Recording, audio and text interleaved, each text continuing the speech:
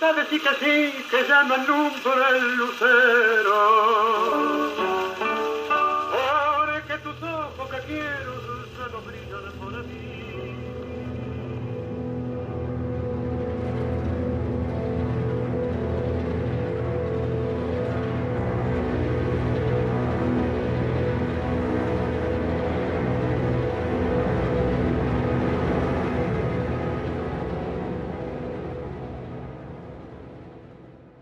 Hola, Joe. Mira on som. Al cementiri de la Bisbal. Hi va ser enterrat el 1982. Amb el teu sentit de l'humor, segurament ens diries que hi fa massa fred i que com més tard anar-hi, millor. El teatre principal ja no hi és. Al seu lloc tenim l'Arxiu Comarcal del Baix Empordà, que ens ha ajudat molt en aquesta recerca. Des de quasi fa 40 anys que vas morir, algunes coses no han canviat. Però d'altres sí que ho han fet. Ara la vida és molt més estressada. Tots estem connectats, tenim internet i pots veure una pel·li d'en Gardel o enviar so i imatges arreu del món. Molt diferent dels teus telegrames dels anys 30. Estem patint una pandèmia cruel, com la vostra generació patí la de la grip del 1918 fa uns 100 anys. Ara els teus estimats americans tenen un president, bé, m'agradaria que n'haguessis opinat i del que pensa dels immigrants com va ser tu als anys 20. Aquest sóc jo, quasi 45 anys després de que em donessis classes d'anglès al teu despatx sota aquella penombra i jo al·lucinat pel teu caràcter i no et vull mentir, sobretot pel teu aspecte físic. Però qui eres? Quan dèiem a la gent de la Bisbal que estàvem preparant el teu documental, ens deien d'aquell home cremat del Capri que havia sigut secretari d'en Gardel? Però això és el final de la teva pel·lícula. Pot ser que rebobinem i relatem la teva apassionant història.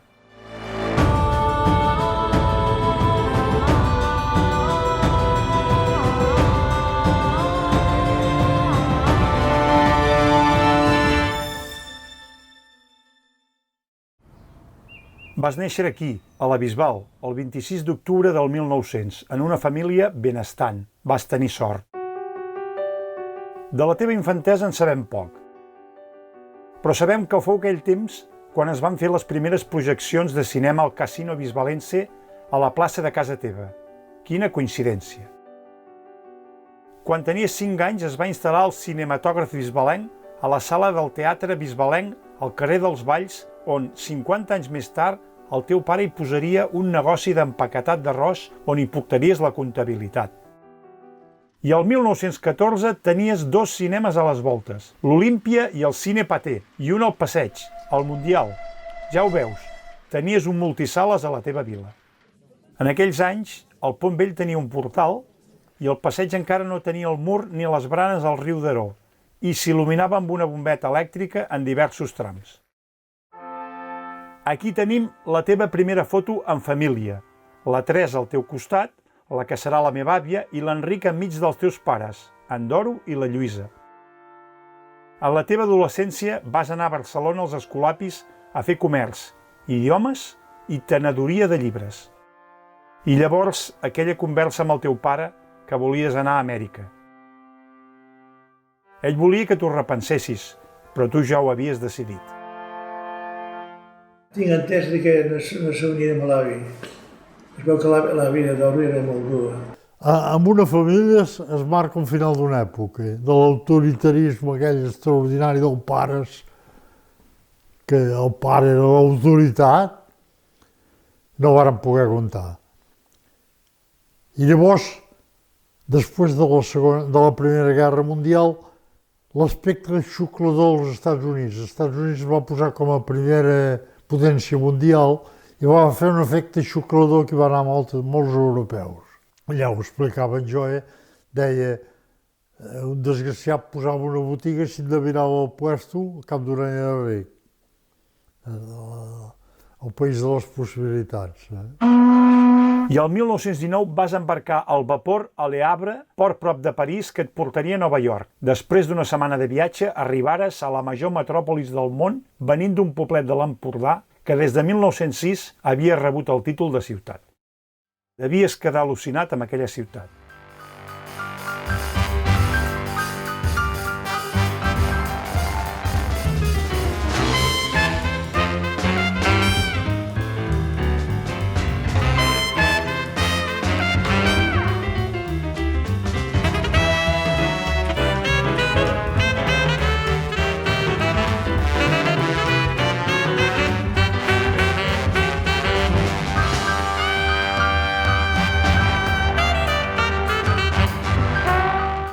Vas començar a treballar al departament espanyol del banc Lionello Parera a Wall Street.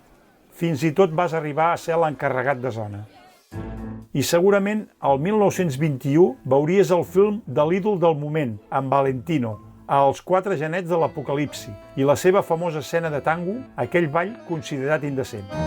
Tot i morir 5 anys després d'una peritonitis, el que no sabia aquell emigrant italià era que l'arribada del cinema sonor possiblement l'hagués acabat matant per la seva flautada veu i fort accent italià. En canvi a tu, i sobretot a en Gardel, li donaria vida eterna. Claro en las rutas de mi destino, sin el amparo de tu mirada.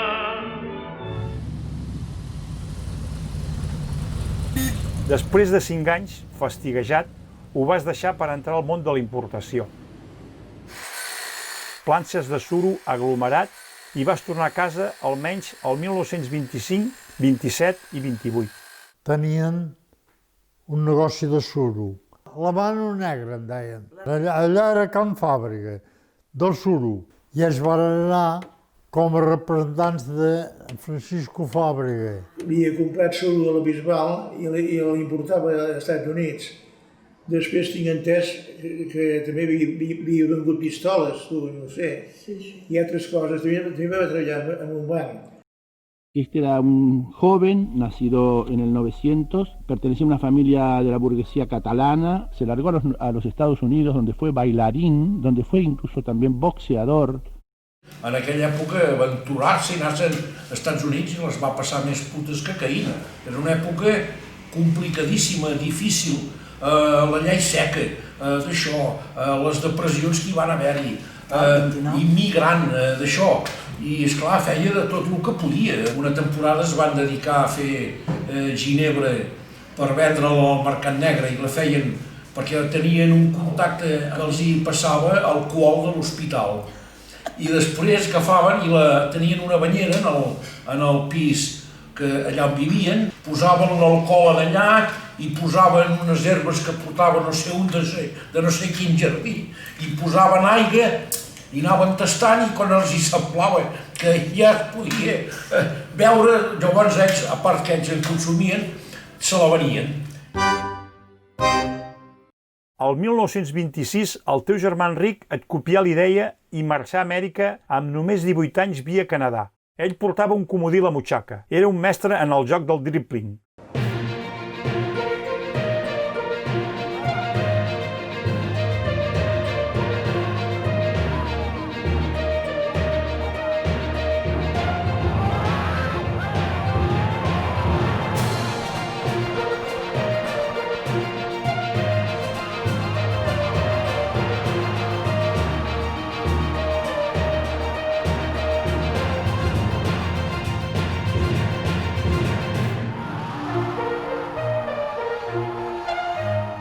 Però aquesta seria una altra història.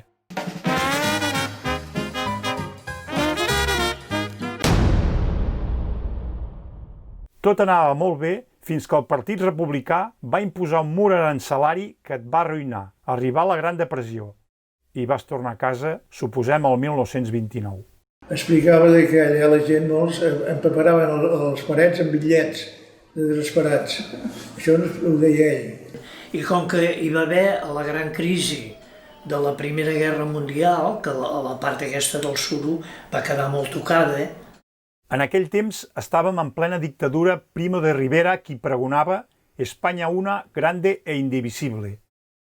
Es va prohibir hissar la senyera, cantar els segadors o usar el català en actes oficials. Es va limitar el ball de sardanes. Es va castellanitzar noms de carrers i alguns pobles. Es van perseguir entitats culturals i socials. Es va imposar l'ensenyament exclusiu en castellà. Quin canvi et devia suposar? No et va saber adaptar i va retornar a Amèrica.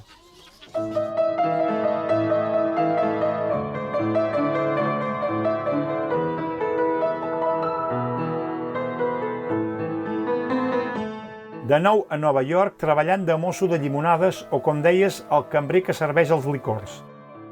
Allà et troba un amic que t'ajuda a entrar de traductor a Éxito Productions a Long Island, a prop de Manhattan. En aquells temps, els germans Marx rodaven el seu primer llargmetratge de Coconuts als Astoria Studios de Nova York, al Hollywood de la costa est. És aquí on vas conèixer en Carlos Gardel? Te'l va presentar el productor Robert Snowdy pel que treballaves? I aquest amic seu, que em penso que era d'uns estudis de cinematogràfics, aquest que canta en Gardel, necessita un paio que parli espanyol i que t'ho liris molt bé, perquè hosti, tu parles espanyol i parles, sembla, ets americà, vull dir, això. A més que en Joe tenia una planta que per si sol ja era un galant de la pel·lícula, era un tio, fotia 1,90 m potser, o quasi, vull dir, abans de l'accident era fenòmeno. M'imagino que allà als Estats Units devia ser el rei del mambo. La meva sogra me va dir era el més guapo de la Bisbal. I esclar, li va agradar molt perquè tenia bon aspecte, que això amb el cine era molt important. Era guapo, en Joe, L'únic que no podia veure era en Xavier Cugat. Els que eren allà s'ajudaven entre ells. No solament en diners, sinó que aquí hi ha possibilitat de feina, hi ha possibilitat de trobar una cosa per estudiar, saps com vull dir? Però en Xavier Cugat no volia saber res. Cada vegada que va venir Xavier Cugat, jo alguna vegada li vaig dir, va dir, amb aquest no hi vull saber res. Allà traduïes lletres i comunicats i de vegades feies de pont perquè els tècnics americans de les pel·lícules que no en tenien ni punyetera idea de castellà es poguessin comunicar amb la gent d'en Gardel. Did you sleep well, baby? Oh, baby. All right. ¿Durmieron bien, muchachas? Yeah. Macanudo. ¿Hay novedades? Just a telephone message, sir. Mira, te he dicho que me hables en criollo, ¿crees? Es más distinguido en inglés, señor. En criollo te rebajo el sueldo. All right, sir. Del 5è pis vas passar llavors directament al plató, on hi havia l'enginyer de so que vigilava el volum i tu si els diàlegs eren els correctes. Després de la presa, el director et preguntava «It's okay for the dialogue?» Arrabal amargo que me has clavado en una cruz. I tu responies yes o not. Gardel era d'un nivell superior i tu, com deies, eres l'últim mono. I de traductor vas passar a fer d'extra. I vas estar a les 4 darreres pel·lícules, Cuesta Abajo i El Tango en Broadway, el 1934, i El Día que me quieras i Tango Bar, el 1935. A Cuesta Abajo surts en una escena molt trivial, ets el guitarrista que està al costat d'en Gardel, li agafes el braç i li dius Carlos, usted no debe cantar esta noche. ¿Por qué? Si ahora soy libre. Digo. Por seguir tras sus huellas, lo bebí incansablemente en mi copa de dolor.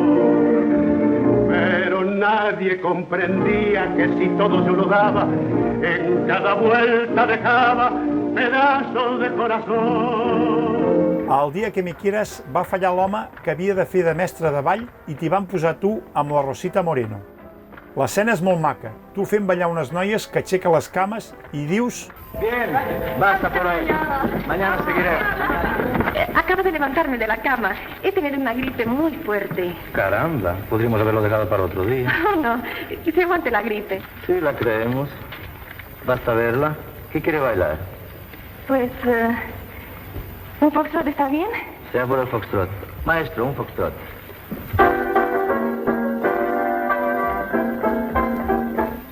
Señora, será mejor aguardar unos días, hasta que usted esté más fuerte. No, no es nada, de verdad. ¿Pero por qué no, si no corremos prisa? El director deia que no servies per actor, que tot ho feies molt dramàtic. A Gardel li pagaven entre 12 i 15.000 dòlars per pel·lícula, 700 per cada cançó, a més dels royalties. ¿Comprendés? ¿Comprendés? Amb tu sempre va ser correcte, senzill, un gran artista en el qual es podia confiar. A través d'ell vas aprendre a sentir un gran amor per l'Argentina. En el set era una cosa distant, professional. Però quan era fora es lliurava a tots, molt generós, sempre de portes obertes. Per això era molt estimat. També molt de la gresca. Bé, tu també. Com et tractava en Gardel? Decía Che Plaja. Che Plaja, sí. Che Plaja, ¿me haces el favor? Che Plaja, ¿querés acompañarme a almorzar mañana? Gardel, per contracte, havia de cuidar el seu pes i com que la pasta el tornava boig, es passava, llavors s'anava amb tu i et deia «Vamos, Plaja, que me acerco al peligro». Sempre molt cortès. Si demanava alguna cosa, sempre deia «si us plau». ¿En qué consistía su trabajo con Gardel? Leía la correspondencia y escribía a las personas que él me indicaba. Generalmente se trataba de amigos de Buenos Aires. Li atenies el telèfon i li feies tràmits bancaris i d'altres. A més, li ensenyaves anglès cada dia. Ell hi posava interès, però li costava. Francès parlava bastant i també l'italià de Buenos Aires. En l'última part de la seva vida vas fer de secretari privat d'ell. Dedicaves les fotos a les admiradores i vas arribar a imitar tan bé la seva signatura que sempre et feia bromes. Algún día le retiraría todos los fondos del banco. Gardel cobrava i la pera era el que distribuïa, el que pagava. Ells dos sempre anaven pel seu costat. Tu vivies amb els guitarristes, éreu d'una altra categoria. I arribar a l'última gira. Queridos amigos de la América Latina, y voy a comenzar una gira que comprenderá Puerto Rico, Venezuela, Colombia, Panamá. Vàreu sortir de Nova York en el vapor Coamo. Éreu 8, Gardel, Lepera, els seus 3 guitarristes, Aguilar, Barbieri i Riverol, en Corpas Moreno, el criat d'en Gardel, l'Alfonso Azaf, un publicista puertorriqueny, i finalment tu. A Puerto Rico hi havíeu d'estar una setmana, però era tal l'idolatria popular que havia desencadenat el cantant argentí que ho vau perllongar fins a 3. Aquí surts darrere en Carlitos en una de les moltes recepcions que li feien. Después tomamos el vapor y vamos a La Guaira, Puerto de Caracas y Maracaibo. Y mucho público. Colas para tomar entrada.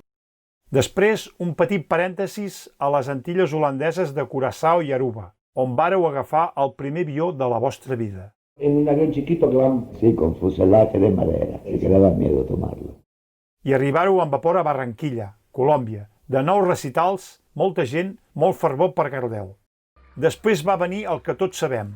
Havíeu de continuar la gira a Cali des de Bogotà i vàreu fer una parada tècnica a Medellín. Yo tenía que ir al toilet. Y dije a los muchachos que entraran primero, que yo quería colocarme en la silla de detrás. No tenies posat el cinturó de seguretat. Potser això et va salvar.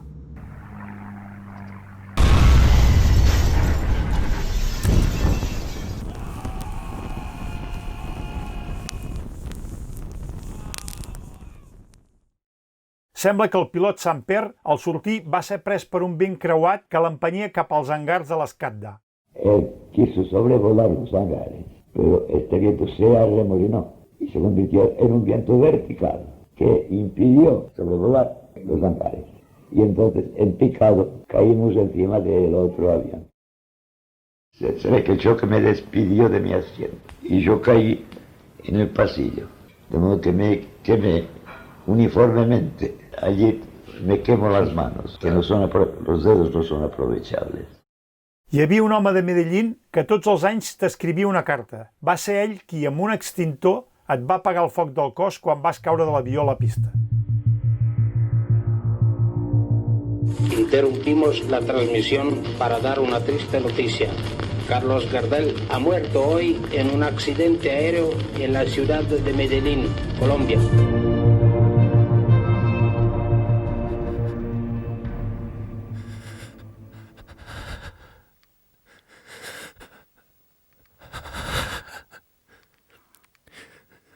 Com el van reconèixer, doncs, amb ell? Diuen per l'anell, no sé jo, per l'anell, no sé. És que a casa ens van dir que es havia mort, i no es havia mort. I després van dir que havia sobrevigut. No van parlar mai de l'accident? No em parlava, no volia parlar d'això. Home, a mi no n'ha parlat mai, quasi mai. No volia parlar gaire, però que això un dia m'ho va dir, que que anaven tota la trupa, diguéssim, d'ells, i que va baixar de cop.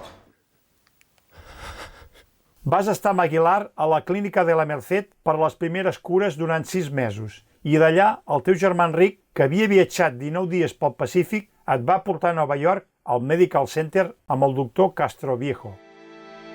Les monges d'aquest gran hospital et deien que havies tingut molta sort, però quan després vas veure com havies quedat, com deies, vas ser un conillet d'Índies.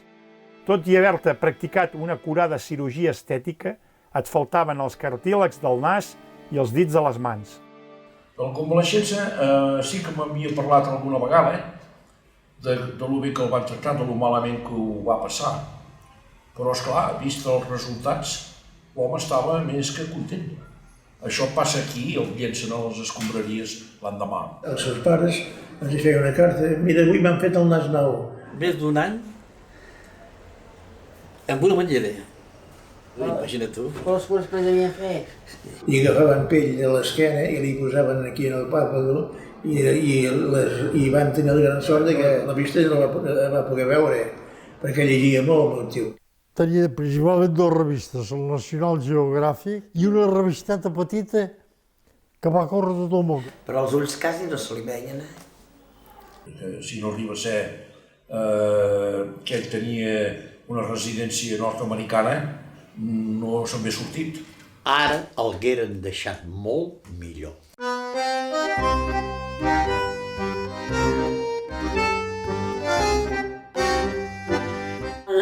Allà a França va ser un magnífic que els havia passat l'accent, tots els de la Bisbal van parlar. Jo me'n recordo que estava allà a França a l'estiu i el vam veure, la impressió va ser horrorosa. Quan allà, tothom quan el va veure va quedar... Verge Santa. Sí. Perquè abans, allà a Franc, per anar de casa teva a la platja, els homes havien d'anar amb Albornoz. I esclar, llavors com es trevia l'Albornoz feia aquella impressió, no? Ara que ja em procurava ell, generalment, anar-hi una hora que no hi hagués gent. Les mans, ja veieu que li van quedar... Al no tenir mans, es posava un manguito de goma, llavors ell aquí s'hi posava la cullera o la forquilla. I amb allò menjava sopa, menjava de tot, amb suma facilitat, només que, això sí, li havíem de tallar sempre tot el que fos talls, carn, peix, desfer-li tot, perquè ell pogués agafar-ho sense... Clar, és evident. Anava a Cancelleres, però després va venir molt aquí, no? A mi sempre em deia, tu ets la meva artista.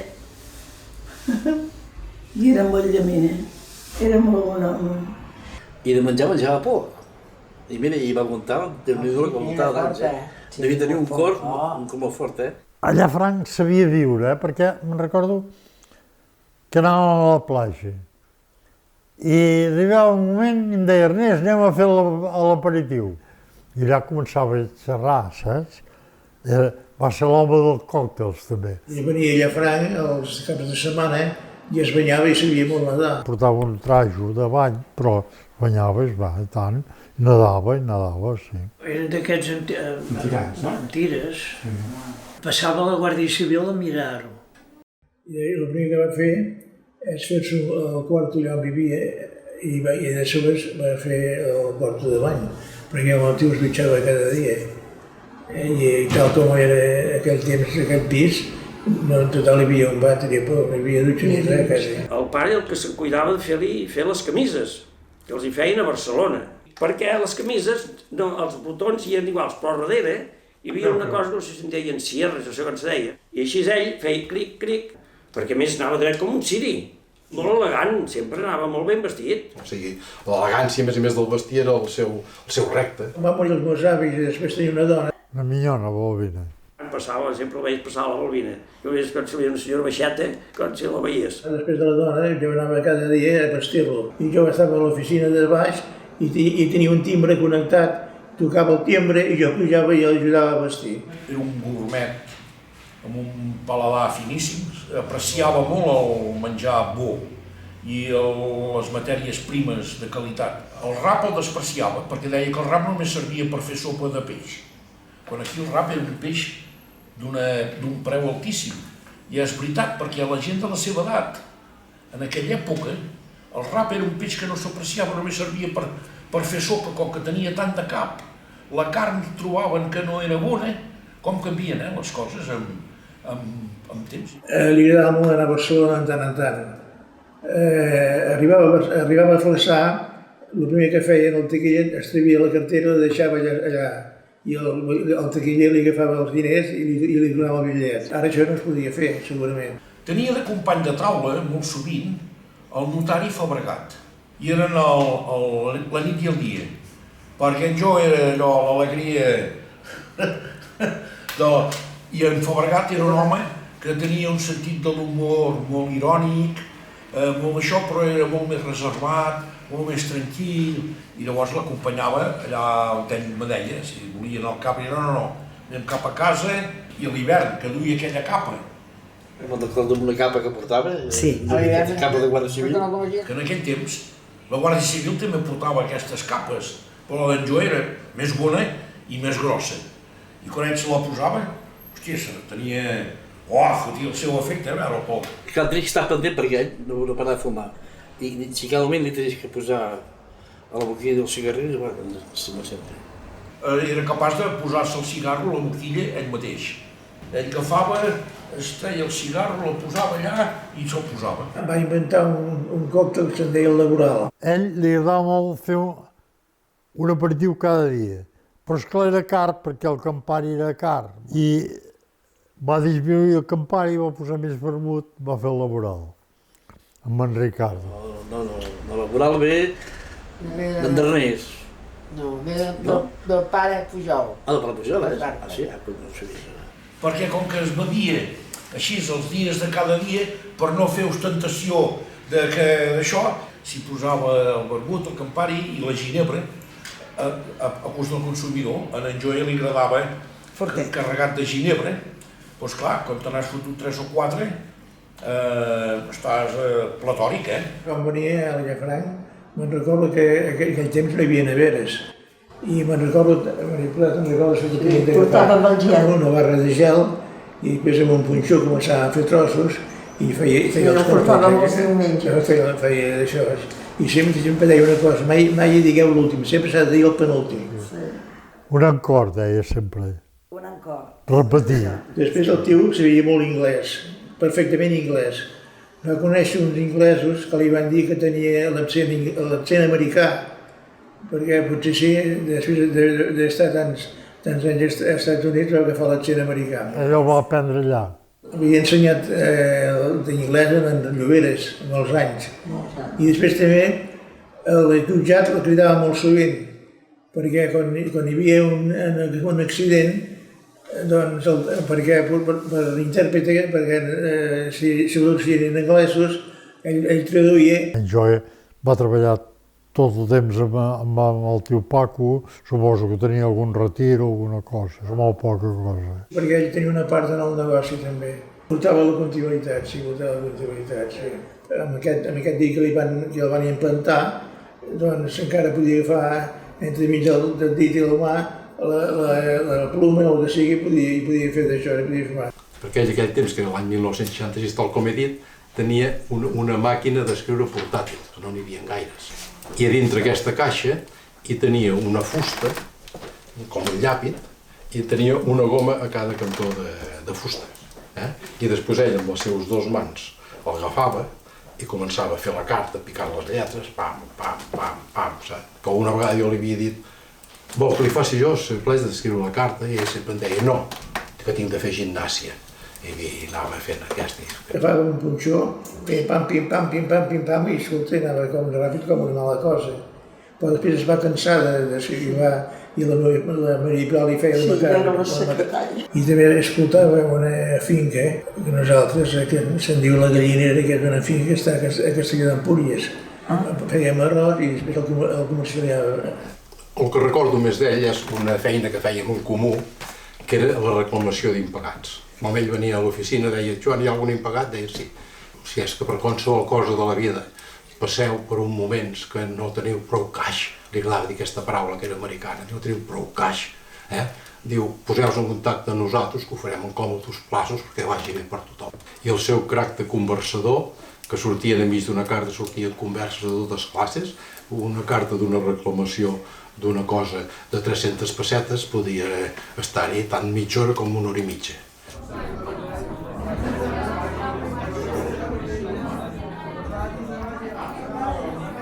Carme, me portaràs avui, I pujàvem l'escala i quan era dalt, doncs mira, després em deia, i ara, música. I si era música clàssica, sí. Això sí, de la música clàssica sí, perquè era un melòman de la música. Ell anava d'així trontollant, anava a casa seva, fotia el llit, i ell me deia, posa'm un disco de Gardel. Dic, quan sento cantar Gardel, estic emocionat. Quan el portava a casa seva, a les nits, algun dia que es quedava allí després de sopar, que em costava Déu i ajuda, perquè era com portar el gegant de la Bisbal agafat pel braç.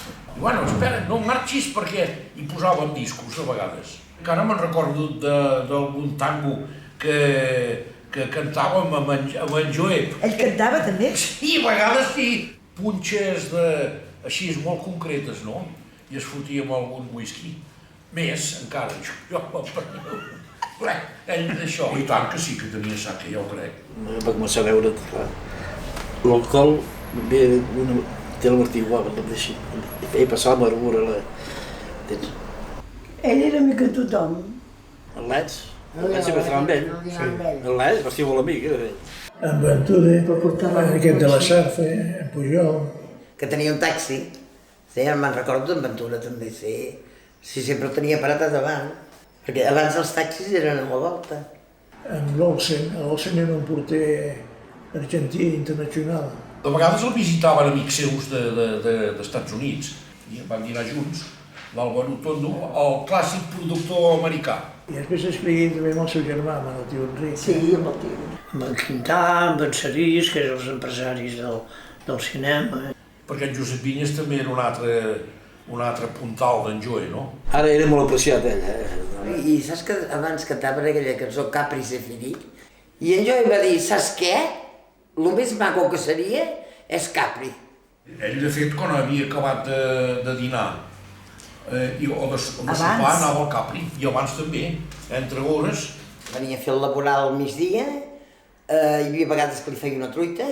Cada nit després de sopar, hi havia una tertúlia allà fora, de tota aquesta gent que era diària la nit abans. Va ser el gran home de les tertúlies, perquè les converses de cafè eren un desastre, en tema.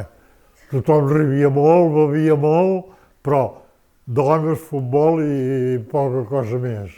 I ell aixecava la conversa, Diu, acabarà el món 20 guerres per les matèries primes, productes agrícoles, la guerra, el petroli. Era una persona que, com que podia explicar moltes coses, doncs la gent no li interessava sentir en ell, saps? Bé, jo vaig conèixer en Joe, en Josep Plaja, els darrers anys 50, el Marinada de Palamós, que era una mena de boat, era sala de ball. Allà on van fer el primer striptease de la Costa Brava. Sí? El striptease, que, bueno, ho van fer-ho, però no ho va veure ningú. Me va cridar l'atenció un personatge diferent, un home mutilat, amb una cara que semblava d'aquelles pel·lícules de monstres, pobre, i estava voltat de jovent. I els estava explicant coses, una mà, la cigarreta, i a l'altra un whisky, perquè bevia bastant. Ell, quan se referia al Carles Gardel, ell deia el Carlitos, me'n recordo perfectament. I allà jo escoltava babiacat totes les coses que ell explicava i tal qual. Bé, me va impressionar perquè me va donar la impressió que aquell personatge tenia una immensa tristor a dintre seu. Que ell s'anava curant, diguem-ho d'aquesta manera, aquesta amargor a base de whiskies. I a Carles Jové me va acabar d'anar explicant tota una sèrie de coses I amb tot això ho vaig confegir amb l'article que va sortir a la proa.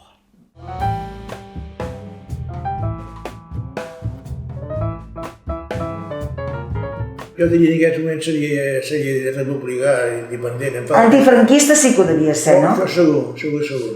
I anticomunista. Era un home, de fet, era un, diguéssim, un liberal d'esquerra, Era demòcrata als Estats Units, per exemple, al contrari, hi ha en Reagan, i en Bush, i en l'actual. Va portar el liberalisme i el pensament dels aliats aquí. Perquè aquí el teu pare era afectat per la guerra, però la burgesia catalana estava molt impregnada de germanisme, d'alemanys. Alemanya en aquella època tenia una importància extraordinària a la cultura, Kant, Hegel, Heidegger, les idees que penetraven aquí a Espanya, degudes també a la germanor entre Hitler i Franco. A l'època de la meva germana era una mica quasi bé forçat que fessin alemany perquè era l'època de Hitler. Pensa que parlem de l'època més fosca d'Espanya amb la més clara d'Europa i d'Amèrica. Un canvi d'època, També s'enfadava a vegades, No podia suportar que diguessin Amèrica. Amèrica era el nom plus ultra. Es veu que li van dir i què ha fet els Estats Units per la història? I es va enfadar molt. Jo vivia allà a la placeta i ell cada matí passava per allà davant de casa perquè de política no se'n podia parlar en aquell temps, però a ell li agradava molt de parlar de la política americana. Me'n recordo com si fos ara el dia que van matar en Kennedy, amb la ràdio engegada, i el pare i en Joe escoltant la notícia de que havia matat en Kennedy. Llavors deia, és que saps, Amèrica, esclar, la gent, hi ha molta llibertat. Clar, aquí no n'hi havia gent, si no em parla, i deia, home, esclar, si tots teniu escopeta allà, per això. I ja va explicar les excel·lències dels Estats Units i alguna cosa d'Espanya, i va rebre una nota del jutjat que digués que anés en compte amb el que deia. I es va acabar l'estructura i va anar al tanto. Pensava que aquí acabava de venir als Estats Units, es pensava que Espanya era com als Estats Units, que havia, o no ho sé què es pensava, però va començar a enronar, i alguna cosa que havia dit es veu que no havia agradat, saps? no hi ha res com el pesos, no hi ha res com les faves a Nova York, als Estats Units, no hi ha res com els cigrons. I en Sant Dolors es diu, no hi ha botifarres dolces, i ell diu, penso que no, diu, doncs així no aniré mai, ni vull saber mai res als Estats Units. Més aviat era mujeriego, sí. Lligada amb les dones. De dones moltes, Era molt guapo. Això que agrada molt, la parla. Era un home torero, aquesta expressió li agradava a les dones. Hi va haver-hi uns anys que es feien unes revetlles que venien cantants i artistes de bastant renom. Va venir a sopar aquí a casa amb el seu, diguem-ne, representant. I es van cruzar a la porta amb en Joe. I en Joe va tirar així enrere el cos i se la va mirar. I la Conxita Bautista va quedar. I en Joe se la mira i diu, tiene usted una nariz perfecta. I va fer amb la mà així i la Conxita Bautista. Imagina't tu. Era allò, la gent era així abans. Qualsevol que hagués entrevistat li hagués donat molts diners, però tu has parlat d'en Gardel. No va voler de cap manera, era un home de principis. Com li deien, que no volia. No, sempre deia, no vull. Va quedar únic supervivent de l'accident. Van tenir molts periodistes que li volien fer una entrevista. Ell no estava gaire d'acord amb això. I l'últim que li van fer la interviu, aquella revista, que li van regalar una botella de whisky. I li van fer una gran putada. I li van començar a tirar fotografies. Ell li va dir, no vull pas fotografies, a mi se'm va enterar, no sé. I l'últim dia que va morir, un dia abans, imagina't tu, venia un periodista per entrevistar-lo i s'estava morint. Sí, això sí. Si no, que consti que ho portaven molt bé, Les tensions amb l'Anna Maria van ser horroroses. L'Anna Maria volia fer la missa i, esclar, xocava una religió i una manera de pensar d'una època amb una altra. Aquí així ho hem trobat, així ho deixarem. I allà cada dia era diferent. És l'ànsia de viure. Però al final de tot, els meus pares, que eren molt així catòlics i apostòlics i romans, aleshores li va dir que es confessés i li venia un franciscà un cop cada mes, així a casa. Jo em sembla molt, que sí que l'havia vist a missa de 12, em sembla molt. Que en deien la missa dels senyors, perquè era l'hora que s'aixecava tothom, s'aixecava tard. Va fer una espècie de testament, així a mà, dient que sobretot cuida't del teu.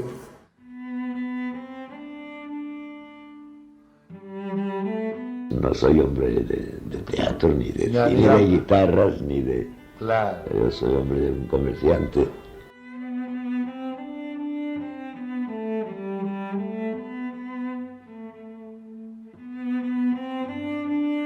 Volia viure d'avui endavant, saps què vull dir? Més aviat, darrere no... De la seva situació ni de les dificultats que podríem. Mai. Ell també és molt positiu sempre amb les coses. Jo sempre vaig pensar que podia haver explotat molt. El ser l'únic supervivent no va poder mai... Però era un home molt intel·ligent, molt agradable, per mi.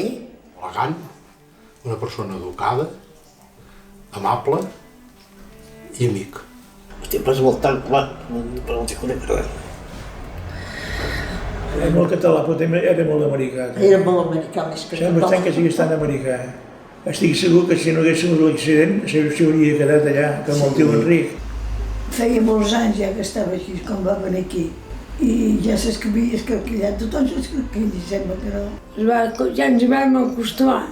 Se va sobreposar en aquesta monstruositat que es passava, Això té molt mèrit, vol dir una personalitat, Al cap d'uns anys vaig pensar, quins collons, aquest home és extraordinari perquè ha tingut una voluntat de sortir-se perquè alguns es haguessin fotut daltabaix de l'habitació, sinó que va viure amb una dignitat i amb una qualitat extraordinària, va disfrutar. Va elevar el to de la Bisbal, si la gent s'hagués enterat, va elevar el to polític, el to social, el to tertulià, l'anglès, l'idioma també. És un personatge del nostre entorn, de la memòria històrica del nostre entorn, i tant que sí. L'oblit és el pitjor. I m'agrada que la gent de la Bisbal el recordeu, no l'oblideu. En l'última entrevista vas dir: vaig rebre una pensió molt minsa. Tot el que tenia ho vaig anar venent. Ho vaig calcular bé. Morir sense tenir res, ni un ral. Així cal morir. El destí perfecte de l'home és aquest: viure en tot i morir sense res.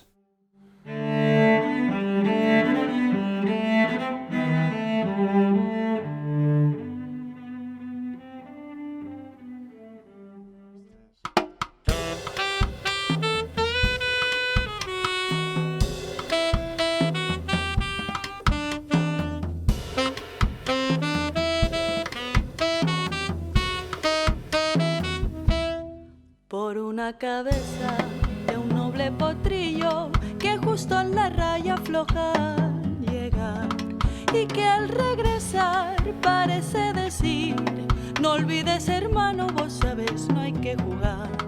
Por una cabeza me tejón de un día de aquella coqueta y risueña mujer que al jurar sonriendo el amor está mintiendo, quema en una hoguera todo mi querer. Por una cabeza todas las locuras, su boca que besa borra la tristeza, calma la amargura. Por una cabeza, si ella me olvida, ¿qué importa perderme mil veces la vida? ¿Para qué vivir? Cuántos desengaños por una cabeza. Yo juré mil veces no vuelvo a insistir, pero si un mirar me hiere al pasar, su boca de fuego otra vez quiero besar. Basta basta de carreras, se acabó la timba, un final reñido ya no vuelvo a ver. Pero si algún pingo llega a ser fica el domingo, yo me juego entero, ¿qué le voy a hacer? Por una cabeza, todas las locuras, su boca que besa, borra la tristeza, calma la amargura. Por una cabeza, si ella me olvida, ¿qué importa perderme 1000 veces la vida?